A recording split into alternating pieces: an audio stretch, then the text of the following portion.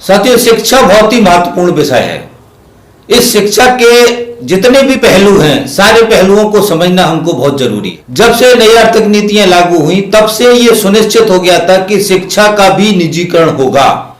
1996 के बाद से लगभग ये निजीकरण, जो शिक्षा का निजीकरण है, उसको सुचारू रूप से निजीकरण की तरफ बढ़ना सरकारों ने शुरू कर दिया था। जब अटल बिहारी की सरकार आई थी उस समय शिक्षा व्यवस्था में निजीकरण की बिल्कुल पुख्ता एक नींव रख दी गई थी। उसके बाद से कांग्रेस ने भी इस निजीकरण की मुहिम को आगे बढ़ाया और 2014 के बाद से नरेंद्र मोदी की सरकार एक तरफा शिक्षा का निजीकरण की तरफ बढ़ गई।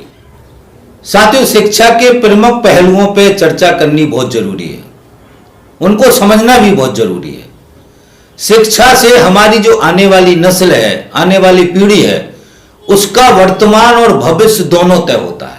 शिक्षा से ही तय होता है कि हमारी आमदनी क्या होगी, हमको पैसा कितना मिलेगा। शिक्षा से ही तय होता है कि हम कैसे सोचेंगे, हमारी क्षमता क्या होगी, हमारे विकास की क्षमता क्या होगी। ये सारे तत्व शिक्षा से तय होते हैं। साथ अब इस शिक्षा के एक वर्गीय चरित्र को समझना है। कोई भी जो निजी पूंजीपति है या निजी जो स्कूल खोल के बैठा है, चाहे छोटा स्कूल खोल के बैठा है, शिक्षित करने के साथ में प्रमुख जो उसका मकसद है वो ज्यादा से ज्यादा मुनाफा कमाना है। तो साथियों, एक पहलू ये है कि इसको निजीकरण करके मुनाफे के लिए, लूट के लिए इस सरकार ने छोड़ा। अब हमको ये समझना है साथियों कि शिक्षा एक मौलिक अधिकार होना चाहिए। शिक्षा देना सरकार की जिम्मेदारी। ये जो यूथ संगठन है ये मांग करते हैं कि शिक्षा को मुक्त करो, शिक्षा को मौलिक अधिकार बनाओ, रोजगार को मौलिक अधिकार बनाओ। इसके पीछे की समझ को समझना है साथियों कि शिक्षा मौलिक अधिकार होगा तभी हर व्यक्ति शिक्षित होगा, हर बच्चा शिक्षित होगा। जब हर बच्चा शिक्षित होगा तभी हमारा देश आगे महाशक्ति बनेगा। इसका कनेक्शन हमारी अर्थव्यवस्था से लेकर समाज की जो व्यवस्था है, समाज का जो विकास क्रम है, उसके साथ जुड़ा हुआ है।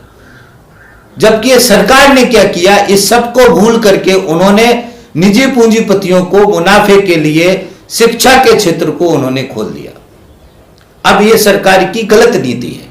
इसलिए हमें कहते हैं कि सरकार की जो शिक्षा नीति है वो गलत दिशा में है। कि ये जो नरेंद्र मोदी की वर्तमान में सरकार है, ये जो नई शिक्षा नीति लेकर के आई है, इस नरेंद्र मोदी की सरकार ने यूनिवर्सिटी से लेकर के जितनी उच्च शिक्षा है उससे लेकर के नीचे तक सारी शिक्षा को प्राइवेट करने का, निजीकरण करने का रास्ता नई शिक्षा नीति के अंदर खोल दिया है।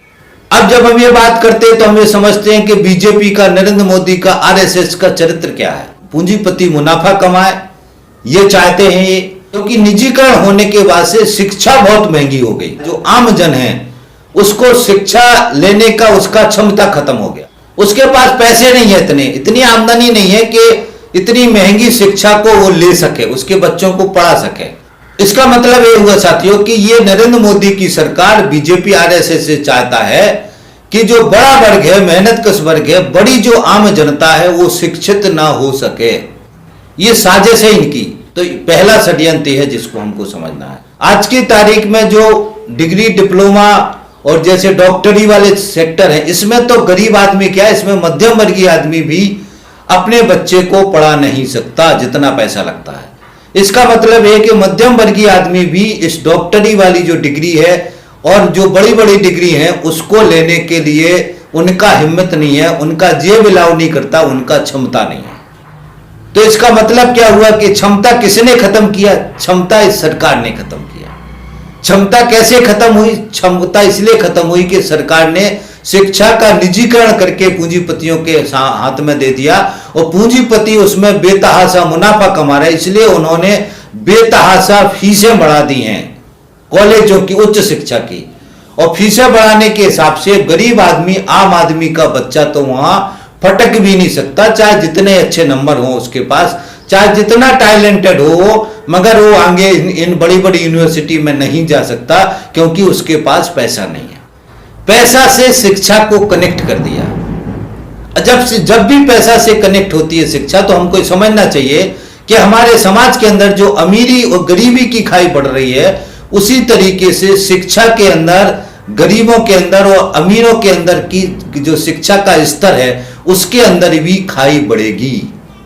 जितने ज्यादा गरीब होंगे उतने ज्यादा अशिक्षित होंगे लोग, जितने ज्यादा जो अमीर होंगे, जो बड़े बड़े अमीर होंगे, वो अपने बच्चों को डॉक्टर, इंजीनियर, आईएएस ऑफिसर सारा चीज पढ़ाने में, बनाने में सफल होंगे।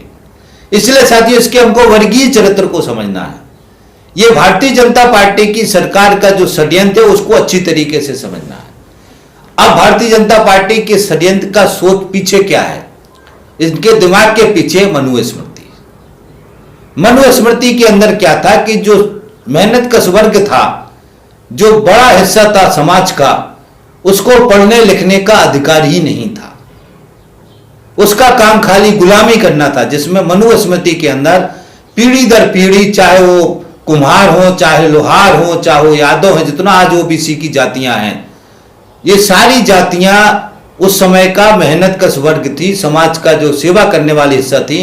पीढ़ी दर पीढ़ी इन जातियों का विकास नहीं होने दिया, इनको शिक्षा का अधिकार नहीं था। शूद्रों की तो बड़ी दुर्दशा थी, शूद्र तो इंसान ही नहीं थे, उनका तो शिक्षा का कोई रोल ही नहीं था।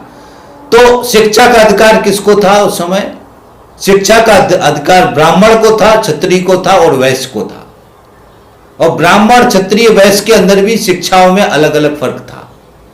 तो आज की तारीख में ब्राह्मण, क्षत्रिय, वैश्य की जगह कौन आ गया? पूंजीपति आ गए। पूंजीपति आ गए, पैसे वाला वर्ग आ गया। आज की तारीख में ब्राह्मण भी कई हैं जो गरीब हैं, जो अपने बच्चों को पढ़ा नहीं सकते। आज की तारीख में क्षत्रिय कई हैं जो अपने बच्चों को नहीं पढ़ा सकते। आज की तारीख में कई जो है वैसे हैं, उनके बच्चे हैं जो उच्च शिक्षा नहीं ले सकते क्योंकि उनके पास पैसा नहीं है। इसलिए साथियों को इस स्ट्रक्चर को समझना है कि आज की तारीख में जो पैसा वाला है उसका बच्चा शिक्षा ले पाएगा, जो पैसा जिसके पास नहीं है उसका बच्चा शिक्षा नहीं ले पाएगा। इन्होंने आर्थिक आधार पर बंटवारा किया है।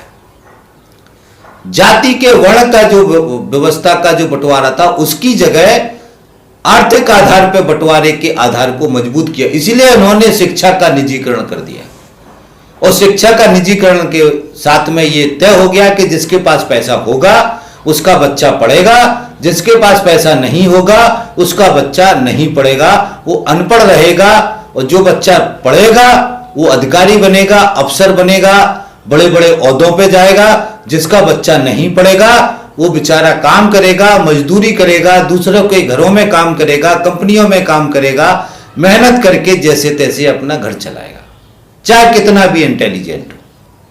तो यहाँ का वर्गीकरण इस हिसाब से नहीं किया शिक्षा नीति के अंदर कि कौन कितना इंटेलिजेंट है, जबकि होना यह चाहिए कि जो बच्चा बहुत ही दिमाग जिसका तेज है, वो चाहे कितना भी गरीब का बच्चा हो, उसको पढ़ने का आगे तक का मौका मिलना चाहिए। और सरकार को एक घोषणा करना चाहिए कि जो टैलेंटेड बच्चे हैं उनको किसी स्तर तक वो बच्चे पढ़ेंगे, उनको मुफ्त में शिक्षा सरकार देगी, ताकि वो जो हाई इंटेलिजेंट बच्चे हैं वो जब आगे बढ़ेंगे तो पढ़ने के बाद से वो देश का विकास करेंगे, देश की उन्नति करेंगे, देश का डेवलपमेंट करेंगे, देश के लिए बहुत सारे आविष्कार करेंगे। तो इस तरह होना यह चाहिए। तब की जो टैलेंट है, टैलेंट को आर्थिक आधार पे इन्होंने मार दिया। तो अब ये है साथियों शिक्षा नीति जिसको हमको समझना है। और दूसरा चीज जो समझना है, जो आरएसएस का षड्यंत्र है अभी, कि शिक्षा के माध्यम से वो हमारी जो आने वाली पीढ़ी है उसके माइंड सेटअप को तैयार करना चाहते हैं। उसके माइंड सेटअप को कैसे तैयार करना चाहते हैं? उसके माइंड सेटअप से वैज्ञानिक चेतना उसको खत्म करना चाहते हैं और उसके दिमाग में अंधविश्वास भरना चाहते हैं। इतने सारे अवैज्ञानिक जो तथ्य हैं, तर्क हैं, वो शिक्षा के माध्यम से बच्चों के दिमाग में डाले जा रहे हैं, उनको बच्चों को पढ़ाया जा रहा है कि शिक्षा के माध्यम से इतिहास को भी अपने हिसाब से गढ़ने, अपने हिसाब से बनाने, अपने हिसाब से समझाने की कोशिश हो रही। इस सबके पीछे का लक्ष्य आरएसएस का पूंजीपतियों का जो तंत्र है, पूंजीपति हैं, पहले राजाओं के को मजबूत करने के लिए मनुस्मृति जैसा ग्रंथ आया था और आज पूंजीपतियों को, पूंजीवादी व्यवस्था आ गई, तो पूंजीपतियों को मजबूत करने के लिए, पूंजीपतियों के लिए सारे संसाधन हो, उनके मुनाफे ज्यादा से ज्यादा बढ़े और उनके खिलाफ कोई विद्रोह न कर पाए, वो सबको सुनिश्चित करने के लिए आरएसएस शिक्षा के अंदर बहुत सारे संशोधन कर रहा है, बहुत सारे बदलाव कर रहा है। उदाहरण के लिए मैं आपको एक समझाना चाहता हूं कि पिछले काफी समय से समाज का विकास पढ़ाया जाता था, विज्ञान पढ़ाई जाती थी, इतिहास पढ़ाया जाता था, फिलॉसफी पढ़ाई जाती थी, जिसमें बच्चे पढ़ लिख करके समाज के विकास को आगे बढ़ाते थे, उसकी जगह एक तरफा इंजीनियरिंग का कॉन्सेप्ट आया। डिग्री करो डिप्लोमा करो, डिग्री करो डिप्लोमा करो, और बड़ी संख्या में सारे बच्चों को डिग्री डिप्लोमा कराया। बीबीए करो, एमबीए करो, मैनेजमेंट का कोर्स करो, सिर्फ मैनेजमेंट का कोर्स करो। ये जो सारा कॉन्सेप्ट लेके आए थे, इस कॉन्सेप्ट के अंदर उन्होंने एक तरफा पढ़ाई की, और जो बच्चों को ये सब इंजीनियरिंग और ये सब पढ़ाया गया, उनके दिमाग से इतिहास, फिलॉसफी और जो सामाजिक पुराना ताना वाना था उनको नष्ट कर दिया, उनको धीरे धीरे करके खत्म कर दिया। ये इंजीनियरिंग जो बच्चे करते उनको हिस्ट्री के बारे में, इतिहास के बारे में, फिलॉसफी के बारे में, दर्शन के बारे में, बाकी जो पिछला इतिहास है, सामाजिक इतिहास, अमीरी गरीबी, ये सब कुछ भी नहीं पढ़ाया जाता है।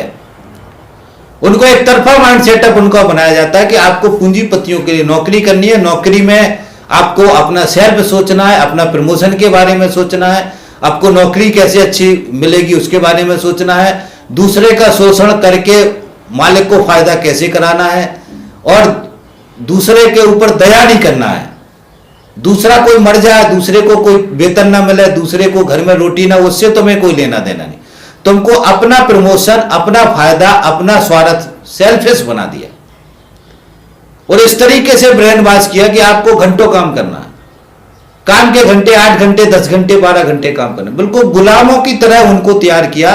और आज की तारीख में पढ़े लिखे बच्चे का माइंड सेटअप ही हो गया कि गुलामों की तरह काम कर रहे हैं। ना उनको श्रम कानूनों से मतलब है, ना उनको देश से मतलब है, ना उनको राजनीति से मतलब है, उनको किसी से मतलब नहीं, उनको सेल्फ से मतलब है, खुद से मतलब है।